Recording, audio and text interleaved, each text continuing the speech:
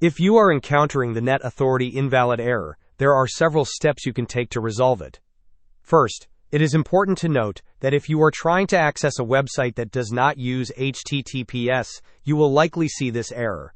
In such cases, there is no technical resolution. You would have to choose to proceed at your own risk, which is not recommended.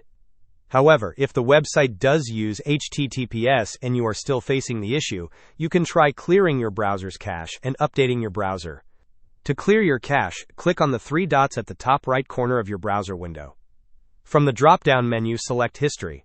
Then, click on the bin symbol, which usually represents clearing data. Change the time range to All Time, and select Clear Now. Next, to update your browser, click on the same three dots again. Navigate to Help, and then select About Microsoft Edge if you are using Microsoft Edge, or About Chrome if you are using Chrome.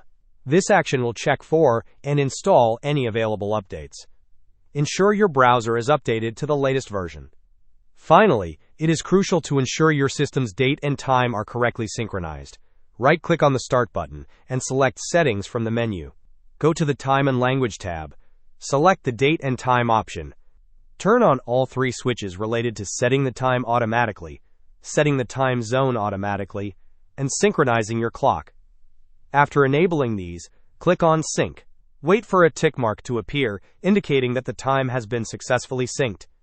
Once your date and time are properly synced, you will have a much higher probability of connecting to websites without encountering the Net Authority invalid error. Hope this was helpful. Don't forget to like and subscribe if you enjoyed. As always, thanks for watching, and I will see you in the next video.